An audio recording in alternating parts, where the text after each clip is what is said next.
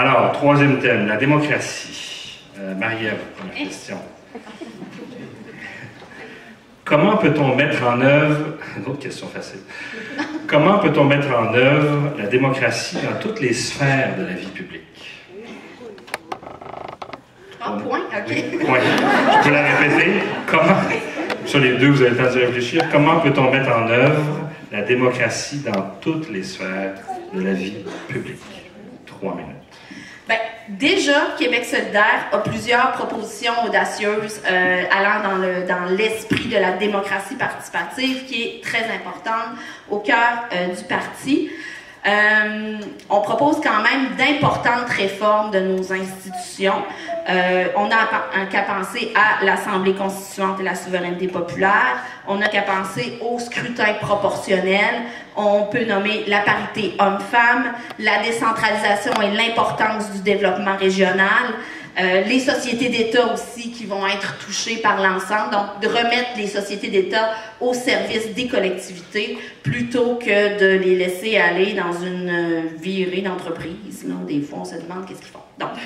Donc toutes ces réformes-là au niveau démocratique sont d'abord et avant tout là, dans le programme de Québec solidaire, ils sont déjà là, c'est ce qu'on va continuer à mettre de l'avant. Localement, il y a aussi des choses qu'on peut faire comme député, dans le sens où je ne suis pas sûre que cet élément, là, je vous le partage parce qu'on va la décider ensemble, cette future plateforme de Québec solidaire Tachereau, mais il fut un temps où dans notre plateforme locale, nous avions 2 assemblées citoyennes par année dans Tachereau qu'on mettait de l'avant pour donner cet espace-là. Donc ça aussi, c'est des choses qu'on peut faire localement. Je crois que Amir le fait régulièrement aussi. Là, il y a des temps de bilan avec la population. Manon aussi fait des lundis avec Manon au bureau de comté. Donc il y a vraiment des choses, des espaces démocratiques qui peuvent être mis en place aussi localement, pas juste dans l'ensemble des institutions. Ceci étant dit, pour permettre la démocratie dans l'ensemble de toute notre société, il faut aussi se donner les conditions pour pouvoir y participer. Ça m'amène quand même à vous parler de justice sociale un tout petit peu. Quand on parle du droit à l'éducation, du CPE à l'université, entre autres choses, je pense que c'est une façon de s'ouvrir les portes pour une société plus démocratique. Quand on parle de revenu minimum garanti, de retraite universelle, donc des choses qui touchent les revenus des personnes et qui leur permettent par la suite d'avoir les moyens de se préoccuper de ce qui se passe autour plutôt que de ce que je vais manger demain. Donc c'est aussi, on pourrait parler même de soutien à l'action syndicale ou de tout ce qui permet aux travailleurs et travailleuses de se redonner des pouvoirs dans leur milieu de travail. Ça aussi, ce sera des moyens de participer à la vie démocratique. L'égalité entre les hommes et les femmes, un principe qui va permettre une réelle démocratie aussi. Et je pense qu'on va en parler un petit peu tout à l'heure, mais le respect des droits des minorités, le débat sur la laïcité, entre autres, fait partie des enjeux démocratiques fondamentaux. On a déjà pris position là-dessus et c'est ce qui nous permet de mettre les conditions. Merci. Catherine? On le dit souvent entre nous, on l'entend souvent aussi, la démocratie, c'est pas juste voter aux 4 ans, puis ce qui est intéressant avec Québec solidaire, c'est qu'il y a vraiment une vision riche de la démocratie, mais ça, la plupart des gens ne l'ont pas. T'sais. Tu parles à du monde qui sont pas des militants ou qui sont pas dans un mouvement social, puis pour eux, vraiment, la démocratie, c'est ça, c'est voter une fois aux 4 ans. Fait que c'est pas pour rien qu'on le répète, mais j'aimerais qu'on soit capable, dans notre action, de faire prendre conscience. Il va falloir trouver ensemble comment on le fait. Mais moi, j'essaie de le faire le plus possible sur mon terrain à moi, mais il y a une multitude de terrains. Faire prendre conscience aux gens du fait que la démocratie, c'est pas juste ça. Et que la démocratie est attaquée en ce moment profondément, radicalement et avec beaucoup d'agressivité par les libéraux notamment, mais depuis les années 80, c'est des reculs constants. On l'a vu, là, c'est des choses qui sont passées récemment, mais l'abolition des conférences régionales des élus, où dans les régions, les élus pouvaient prendre un budget pour faire ce qui leur apparaissait comme leur priorité. Eux qui savent ce qui se passe chez eux, ils vivent là. Les C3S, qui étaient déjà décriés comme la centralisation à l'époque où ça a été créé, qui là sont devenus des centres intégrés 3S, pour une région comme toute la Gaspésie, tu as un conseil d'administration qui va siéger pour prendre toutes les décisions de toutes les agences de santé et services sociaux. Ça n'a juste pas de bon sens. L'obligation de tenir des référendums municipaux, ça a été aboli à la demande des citoyens. Je veux dire, référendums municipaux à la demande des citoyens, ça a été aboli. le PLQ ou la CAQ là, sont en train de parler ou ils ont tenté d'abolir les commissions scolaires, ils parlent de ça. Après 15 ans de règne libéral, il n'y a plus rien qui se dit sur l'indépendance du Québec. C'est devenu un non-enjeu. Ils ont vraiment réussi à faire passer ça comme une espèce d'enjeu ringard, poche, bolamite, de demeurer. Alors que, crif, si tu penses à la vie politique locale, à reprendre du pouvoir sur ta vie locale, faire baisser ton gouvernement le plus important d'une espèce de bébelle qui gère 32 millions de personnes, dont des peuples qui vivent dans des espèces de systèmes politico-socio-culturels complètement séparés, faire redescendre ça au niveau du Québec, c'est déjà énorme. Puis après, bon, QS propose un Québec indépendant qui serait une espèce de Québec fédéral, là, où chaque région aurait beaucoup de pouvoir. On ne tripe peut-être pas sur l'État et les institutions, mais tu sais, déjà ça, c'est majeur, là, faire redescendre ça. On n'en parle plus depuis que les libéraux sont là. Donc, ce que ça dit, c'est que ce système-là, que gèrent les libéraux, que gérerait la CAQ, cette espèce de mode-là de tasser du chemin de l'argent tout ce qui empêche de faire de l'argent, bien, ce qu'on se rend compte, c'est qu'ils vont reculer devant rien pour tasser même la base de notre système politique qui est la démocratie. Ils tassent les malades, ils tassent les étudiants, ils tassent tout le monde, puis ils vont tasser la démocratie. Ils sont en train de la tasser. Fait qu'il faut vraiment faire prendre conscience de ça. Je trouve ça super important. Merci. Pardon. Marie-Ève, un autre 2 minutes? Oui. J'avais une idée, je l'ai perdue. C'est chiant. Donc, sur la démocratie, ben, je vais peut-être revenir un petit peu aussi sur l'espèce de cynisme ambiant. T'sais.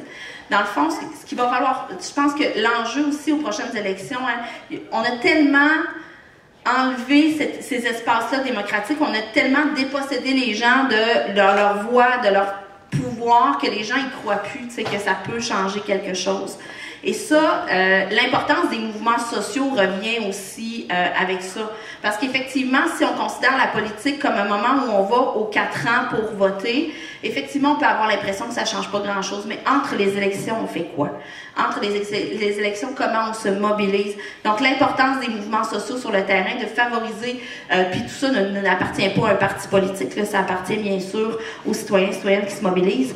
Mais donc, cette importance-là de se faire, nous, comme parti politique, une voix des mouvements sociaux permet aussi de leur donner, premièrement, de la visibilité, mais aussi de prendre contact avec le terrain, puis de faire en sorte que, de redonner, c'est une façon aussi de redonner du pouvoir aux gens, puis d'en tenir compte, nous, comme parti politique. Merci. Catherine, 2 minutes. Un autre problème qu'on a, encore une fois, je suis tout à fait dans ce que tu dis. Je pense qu'un autre problème oui, il faut redonner du pouvoir aux gens. Les gens en veulent, des fois, sur leur lieu de travail. Des travailleuses sociales avec qui je jasais l'autre fois me disaient, depuis la réforme de Barrette, là, toutes les espèces d'étages de guedis qu'il faut faire, de téléphoner à tel, puis pas à tel, puis de ci, puis de ça. Puis ça dit, je peux pas m'occuper de mes patients, je peux pas m'occuper des gens qui ont besoin de moi. C'est tellement lourd, toute cette structure faite parce qu'ils ne nous font pas confiance. C'est tellement lourd. Imaginez toute l'énergie des Québécois qui, là, c'est en travail social, mais c'est évidemment la même chose en santé, c'est évidemment la même chose dans les classes secondaires ou primaires.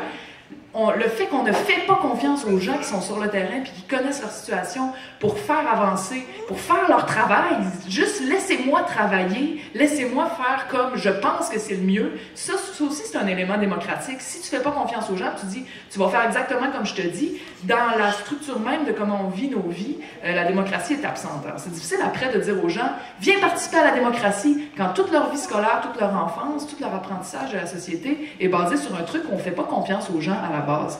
Fait qu'on a un gros problème de participation dans notre société, puis dans toutes les sociétés en général en ce moment, là. Je pense, mais on a un gros problème de participation. Donc oui, il faut donner, il faut laisser des espaces, mais c'est quoi l'espace? Qu'est-ce que ça te fait, l'espace démocratique, même s'il est libéré, quand t'es tout le temps en train de courir après tes scènes, quand tes droits sont pas reconnus, soit comme minorité, soit comme personne sur l'aide sociale, soit comme, bon, il y a une panoplie de gens dont les droits sont pas reconnus, quand tu cours toujours après ton temps, quand t'as pas une minute à toi, que tu sais plus comment organiser ta vie, as-tu vraiment le temps de prendre part à la chose collective? Conclusion. Et en conclusion, quand tu laisses du temps, quand les gens sont bien, quand ils ont assez à manger et quand ils ont du temps, ils s'occupent de la chose collective. C'est naturel chez l'humain. Donc, oui, inciter, mais libérer. c'est important. Merci. Prochaine question. Ça recoupe d'ailleurs quelque chose que vous avez abordé toutes les deux plus tôt. Quelles mesures prendriez-vous pour favoriser la participation des immigrants à la vie politique du Québec? C'est Catherine qui débute. Ah ben là. Déjà leur dire, leur parler d'un projet de Québec indépendant où au jour 1 de l'indépendance, tu viens de passer du statut d'immigrant de première, deuxième ou troisième génération au statut de cofondateur d'un pays. Où toi, comme tous les autres, comme les peuples autochtones aussi, tu vas pouvoir participer à la création de ce pays-là. Mais aussi, il y a énormément, là ça c'est vraiment factuel depuis tellement longtemps, les efforts en francisation sont, il n'y a pas assez d'argent, il n'y a pas assez d'efforts, il n'y a même pas assez, encore une fois, les travailleuses sociales me disaient, tu sais, ils sont là genre à dire, prends ton cours de français, si tu viens pas 3 fois, on te floche, ils viennent, ils veulent le faire, mais ils ont une panoplie d'affaires administratives, de trucs auxquels s'inscrire, de guédis, de trucs qu'ils comprennent même pas, l'école qui leur écrit, vous avez pas mis de icepack dans la boîte à lunch de votre enfant, tu sais, notre monde est extrêmement complexe, c'est un monde complexe, désorientant. Psychologiquement, là, on vit dans un monde extrêmement difficile à vivre. Je pense qu'on peut tous en avoir expérimenté des moments plutôt tough. Là. La pression est énorme. Les immigrants arrivent d'un monde qui est souvent pas comme ça, doivent s'adapter à une vitesse folle alors que souvent c'est déjà des adultes. Alors, il faut avoir, je sais pas comment on va faire ça, ça va être en discutant avec eux, avec notamment les travailleurs sociaux et les gens sur le terrain, toujours prendre l'expérience des gens qui connaissent le mieux ces milieux-là.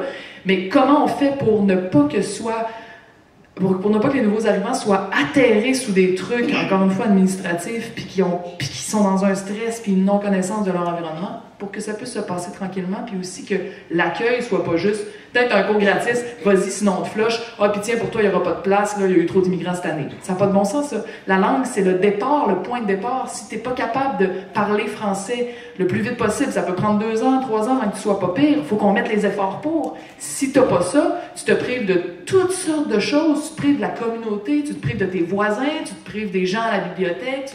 La langue, il faut absolument que ça soit une priorité dans notre façon d'accueillir les nouveaux arrivants, mais aussi, comme je disais, qu'il y ait un encadrement qui ne soit pas juste les travailleurs sociaux à qui je parlais, qui travaillent au CLSC en Basse-Ville, me disaient, tu sais, on les voit 1 fois par semaine, il y aurait besoin d'un accompagnement quotidien là, pendant plusieurs semaines là, à leur arrivée. Là. Ils sont perdus, ils ne se rappellent plus de ce qu'on a dit la fois d'avant. On peut très bien imaginer ce que ça peut représenter. Donc, juste avoir cette conscience-là, puis encore une fois, pas demander à des gens dans des ministères de penser à qu'est-ce qu'on va faire avec ça, demander aux gens qui travaillent avec les immigrants sur le terrain, qui savent exactement c'est quoi les problématiques. Merci. 3 minutes, Maria? Oui. D'abord et avant tout, nous sommes actuellement 2 femmes à se présenter à cette course à l'investiture. Nous sommes aussi 2 femmes blanches. Donc, déjà d'être consciente, je pense, du privilège qu'on a comme femme blanche et de s'assurer d'être toujours consciente de ce privilège-là afin de donner la voix aux personnes immigrantes et racisées. Ça va être déjà tout un travail de base de toujours avoir ça en tête. Je base l'ensemble de ma pratique un peu, j'essaye le plus possible, ce n'est pas parfait là-dessus, mais je pense que j'ose croire que déjà, d'être consciente du privilège qu'on a et d'essayer de porter toujours une intention, ce sera le premier travail à faire dans ce dossier-là. Ensuite, tu as nommé plusieurs éléments. Effectivement, c'est sûr que quel accueil on donne, quelles ressources on donne de francisation, entre autres. Mais aussi sur la question des droits. Je travaille dans la vie au niveau du droit au logement. Je vous dirais que les gens qui arrivent et tout ça, puis qui comprennent pas trop comment ça marche un bail, puis qui s'en font passer des petites vitres, puis tout ça, c'est assez impressionnant et c'est assez indignant comme situation. Donc, l'importance de donner, d'expliquer aux gens, de donner toutes les ressources nécessaires pour qu'ils comprennent bien les droits dans leur propre langue, s'il le faut. Je pense que ça nous prend des lieux de rencontre aussi.